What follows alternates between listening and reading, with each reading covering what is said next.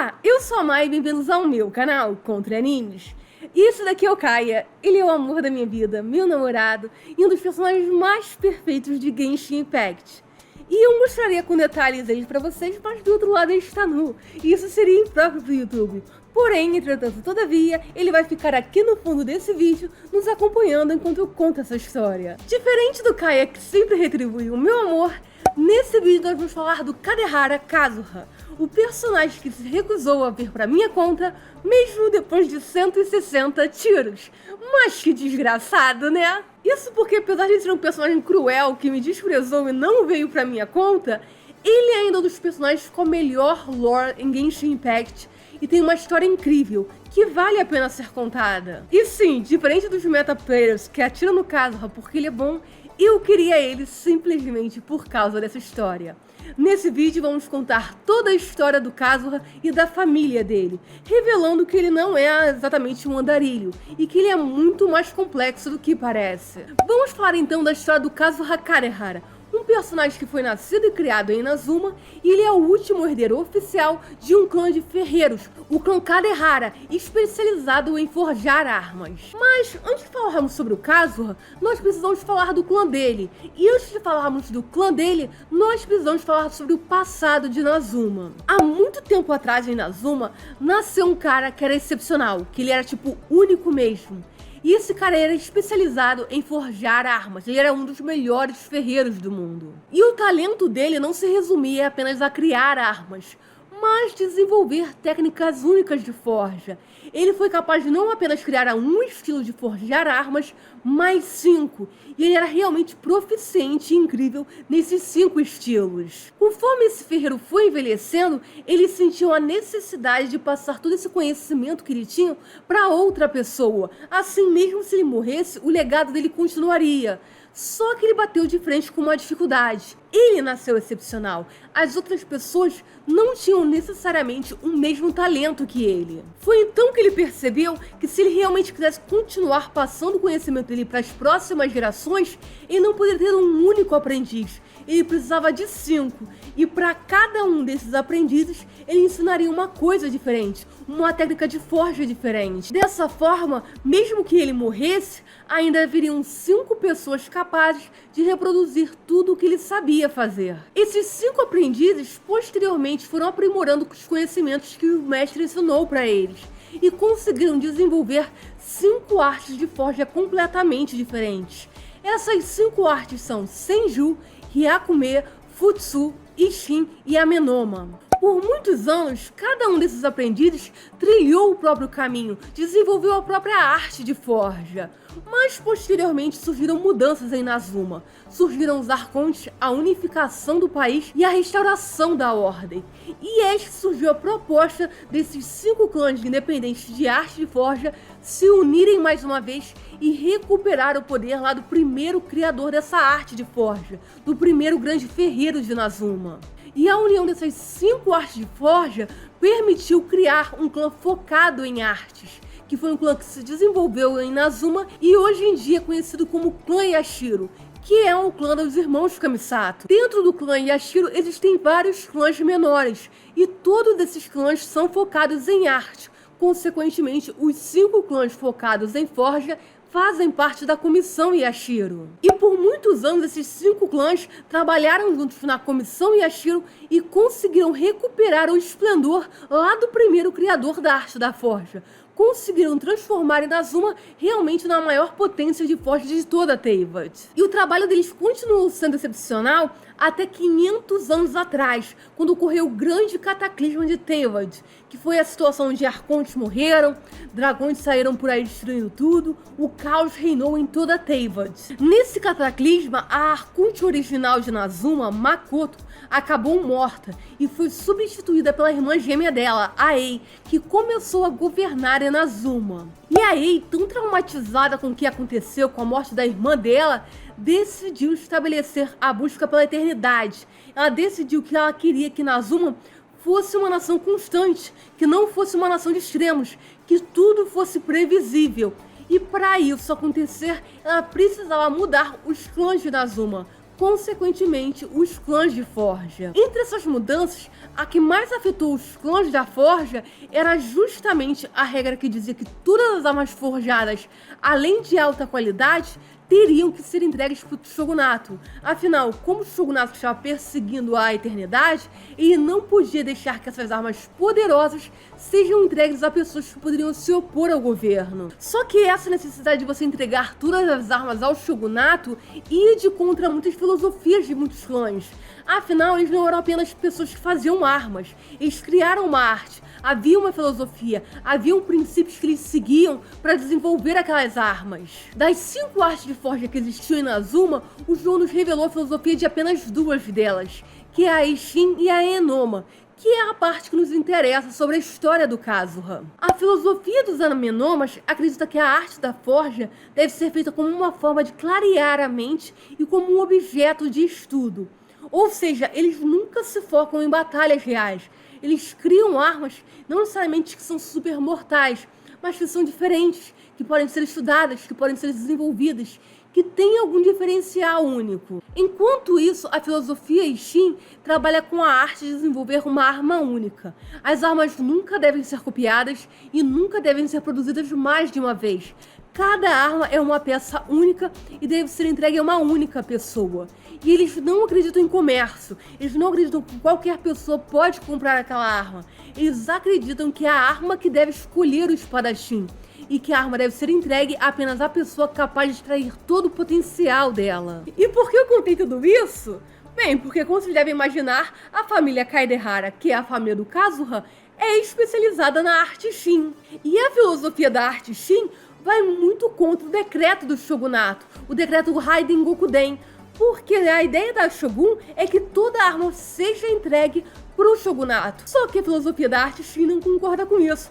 Eles não acham que as armas devem ser entregues ao Shogunato, mas sim entregues a pessoas que realmente merecem utilizar essas armas. Por algum tempo, o clã Kaedehara até tentou se adaptar e criar armas padronizadas, criar uma qualidade alta, mas que não fosse única, reproduzir isso em larga escala e distribuir para o Shogunato. E para conseguir isso, eles aceitaram a ajuda de um mercador de Fontaine, que atualmente nós sabemos que é o Dottore. Para conseguirem criar várias armas iguais de alta qualidade, esse mercador sugeriu que eles fizessem uma fornalha diferenciada e usassem alguns minérios de origem questionável, que geraram sim armas excepcionais, mas também geraram armas contaminadas. O objetivo do Dottore ao fazer isso era conseguir destruir o Shogunato de dentro para fora. Ou seja, eles criariam armas que estariam contaminadas, entregariam essas armas ao Shogunato e assim o exército do Shogunato seria destruído,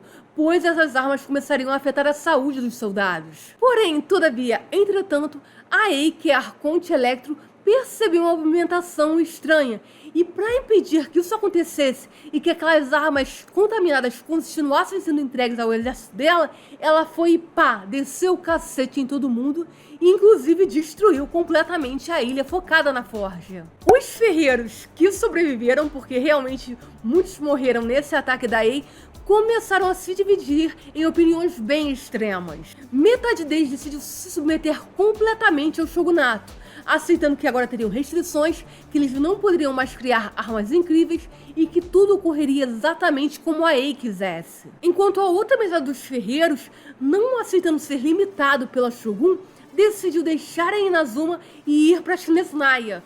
Foi uma situação de ganha-ganha pro Dottore, porque apesar de ele não ter conseguido derrotar o Shogunato, afinal a Ei conseguiu reagir, ele conseguiu capturar e levar com ele os melhores ferreiros de Inazuma para uma nova região. E é aí que começou o declínio do clã Kaedehara.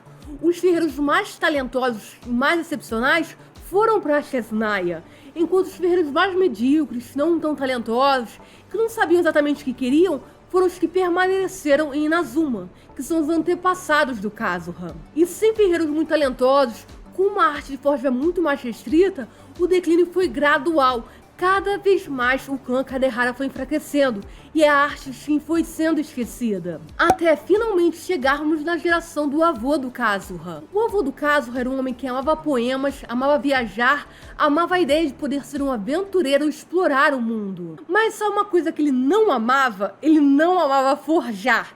Ele realmente nasceu para ser um aventureiro, não um ferreiro. Só que ele entrou em um dilema moral. Apesar dele querer ser um aventureiro, ele veio em Inazuma e corria o risco de Inazuma fechar a qualquer momento. Já estava dando os primeiros indícios. E ele sabia que se ele saísse de Inazuma para viajar, corria o risco de ele nunca mais conseguir voltar. Além disso, ele tinha a responsabilidade de ser o herdeiro do clã Kadehara, de continuar a arte Shin, mesmo com restrições, continuar forjando para manter os ensinamentos deles. E o pai do Kazuha era um homem que amava música, amava compor, amava instrumentos musicais. Mas sabe o que ele também não amava? Ele também não amava forjar. E o pai do Kazuha sempre viu na vida dele o avô do Kazuha sendo um homem muito frustrado, sempre sofrendo por ter que viver aquela vida e não poder ser um aventureiro. E isso estava acontecendo com ele também. Ele queria ser músico, mas estava tendo que trabalhar com algo que ele não gostava, ter que manter a arte Shin. E o pai do Kazuha percebeu que não era apenas a arte Shin que estava em declínio. A família Kadehara em si estava em declínio, estava criando pessoas frustradas, pessoas que eram incapazes de seguir os próprios sonhos. Para ele, manter a arte Shin não era mais manter uma arte, manter um princípio. A arte se perdeu há muito tempo e aquilo se tornou uma maldição dentro da família deles. E o filho deles não merecia passar por isso. O Kazuha merecia mais oportunidades, merecia conhecer o mundo e descobrir o que ele realmente amava e poder fazer isso. O avô do Kazuha concordou com essa decisão. A única pessoa que não entendeu isso foi o próprio Kazuha. Para o Kazuha, ele achava que o pai dele e o avô dele viam que a família estava em declínio e que se passassem esse conhecimento para o Kazuha ia afundar a família de vez, que ele realmente não tinha talento e capacidade nenhuma de conseguir manter o mínimo do clã Kadehara e que o Kazuha realmente seria uma grande vergonha para a família dele. E obviamente foi por causa disso que o Kazuha acabou ganhando a visão Anemo, que é uma visão muito focada em você querer superar a expectativa dos outros. O Kazuha desesperadamente queria provar para o pai e para o avô dele que ele conseguiria fazer isso, que ele era capaz sim de ser um ferreiro, que ele merecia receber esse ensinamento. Nessa época, entrou em vigor o decreto da caça das visões. Todas as visões seriam capturadas e entregues ao shogunato. Inicialmente, isso não afetava em nada o Kazuha. Ele trabalhava para a Comissão Yashiro, ele é uma das artes da forja. E todos os funcionários que trabalhavam para o shogunato mantinham suas visões. Isso não afetou eles. Contudo, com o pai do Kazuha insistindo em não passar o conhecimento da arte Shin para o Kazuha, ele estava declarando que o clã Kadehara não faria mais parte da Comissão Yashiro, que eles não seriam mais um clã especializado em arte, o que consequentemente transformaria o Kazuha não mais em funcionário do shogunato, mas sim em um civil e uma pessoa que estava propensa a ter a visão dele capturada pelo shogunato. E foi aí que o Kazuha se viu desempregado, incapaz de forjar na arte Shin, com um clã que não pertencia mais ao shogunato e à comissão Yashiro, e que estava tendo a visão dele caçada. E foi quando ele decidiu que ele precisava deixar Inazuma, que Inazuma não servia mais para ele. Durante o processo de fuga, um dos amigos do Kazuha, para conseguir ganhar tempo para o Kazuha escapar, entrou em um duelo com a Kuji Osara e acabou sendo morto no final por um ataque feito pela própria Shogun. Graças ao tempo que esse amigo do Kazuha ganhou, ele conseguiu escapar de Inazuma, com uma embarcação precária, ficando à deriva depois que escapou da tempestade que circulava em Inazuma e finalmente sendo resgatado pela Frota Crux, que é a frota da Capitã Beidou, deixando oficialmente de ser um desempregado em Inazuma para se tornar um corsário empregado em Liyue. E é aí que temos a construção do Kazuha e entendemos a complexidade desse personagem. O Kazuha é um personagem que está sempre procurando por respostas, por entender as motivações das pessoas ao redor dele e da família dele. Mas mesmo ele tentando muito, ele está sempre falhando. Ele não consegue chegar a um consenso. Ele quer muito entender por que o avô dele queria tanto viajar o mundo, por que o avô dele queria tanto ser um aventureiro e por que ele não amava tanto a forja. E para fazer isso, o Kazuha começou a viajar o mundo, tentar ser um aventureiro. O Kazuha quer entender por que o avô dele amava poemas, então ele começou a compor os próprios poemas. O Kazuha nunca entendeu nada sobre música, mas começou a tentar estudar e aprender sobre música para entender quais eram os sentimentos do pai dele. E principalmente tentar descobrir se essas coisas são tão melhores assim do que forjar, do que ser um ferreiro. O Kazuha nunca ligou para aprender a batalhar, mas ele começou a treinar esgrima, pois ele quer entender qual era o sentimento do melhor amigo dele, que queria se tornar o melhor espadachim do mundo. E é muito legal que todas as aparições do Kazuha no jogo são diretamente ligadas à procura dele de compreender o que tem de tão especial na motivação das outras pessoas. Ele queria entender o pai dele sobre música, então ele seguiu a Xinyan, que também está procurando formas de desenvolver música até Mondstadt. Ele decidiu aprender a jogar o jogo sagrado dos 7 justamente porque ele viu a Rutal sendo a melhor jogadora de Liyue e ele queria entender o que havia de tão especial nesse jogo. O que fazia ela seguir essa motivação ao ponto de se tornar a melhor jogadora nesse jogo no país que eles estavam. E a única coisa que quebrou esse ciclo de busca de compreender as outras pessoas e as motivações delas foi quando o Kazuha conheceu o Viajante. E vocês sabem que o Viajante não tem? Uma motivação. A Yae Miko chega a comentar isso com a gente. Basicamente, a visão é um presente dado para os deuses quando uma pessoa tem uma grande motivação, tem um grande desejo. E o Viajante, apesar de querer encontrar com o irmão gêmeo dele, não tem uma grande motivação, ele não tem um objetivo de vida. Ele só quer realmente encontrar a Lumine e é só isso. Não tem um grande desejo de alguma coisa que faça ele querer viver, uma grande filosofia. O Viajante é uma pessoa que está tão perdida quanto o Kazuha, que está também procurando uma forma de compreender aquele mundo, de compreender como as coisas funcionam. Só que, diferente do Kazuha, o Viajante não é frustrado. O Viajante não está infeliz com a atual condição dele. E essa dualidade do Viajante ser parecido com o Kazuha, mas também ser completamente diferente, foi algo que abalou a base do Kazuha. Ao momento quando ele percebeu que não ter objetivo também é um objetivo, o Kazuha foi finalmente capaz de ativar a visão electro do amigo dele. Pois pela primeira vez, o Kazuha quis alguma coisa, ele quis proteger o Viajante. Mas, ao mesmo tempo, ele não quer nada, ele ainda não tem um objetivo. Ele sentiu pela primeira vez o que era ser o Viajante, como era compartilhar os mesmos sentimentos e a mesma forma de encarar o mundo que o Viajante encarava, de seguir os objetivos imediatos sem olhar a longo prazo. E é por essa razão que quando está completando a saga de Inazuma, o Kazuha consegue deixar a visão do amigo dele para trás, pois toda aquela culpa, todo aquele sentimento, toda aquela sensação de, pô, será que uma motivação vale você perder a própria vida, que o Kazuha se questionava, ele deixa de se questionar. Isso porque ele aceita que ele nunca vai entender completamente quais eram as motivações do amigo dele e o que fez ele tomar aquela decisão e morrer daquela forma. Mas também que tá tudo bem ele não entender, tá tudo bem ele ser diferente do amigo dele. Tá tudo bem as pessoas ao redor dele terem filosofias completamente diferentes. Ele nunca vai entender quais eram as motivações que fizeram o amigo dele viver e o amigo dele morrer. Mas tá tudo bem. E que não existe uma forma para se viver. E que talvez ele não tenha sido uma decepção para a família dele. Mas que a família dele realmente queria que ele explorasse as possibilidades. Que ele realmente descobrisse o que ele realmente ama e quer fazer no futuro. E ele carrega muito na filosofia atual dele que não existe uma forma certa de viver. Mas isso não impede que ele tente compreender as outras pessoas e tente se descobrir, inclusive descobrir o que o Viajante está fazendo e como ele está seguindo. Quem está acompanhando a hora atual do jogo está percebendo que o Kazuha está muito mais íntimo do Viajante. Ele manda cartas viajando para Sumeru para procurar o Viajante. Ele descobre que o Viajante está em Inazuma, ele vai atrás do Viajante. Sempre que ele tem oportunidade, ele está tentando perseguir o Viajante para compreender o que o Viajante está fazendo, para ver se ainda existe esse paralelo, se ele e o Viajante ainda são iguais, ou se o Viajante já mudou, se o Viajante já descobriu o que ele quer e está seguindo esse único desejo. E cara, isso é muito legal, porque a gente vê bem que ele é um dos poucos personagens que segue o Viajante sem querer alguma coisa do Viajante. Todos os personagens querem que o Viajante faça alguma coisa, ou querem que observar o que ele vai fazer no futuro.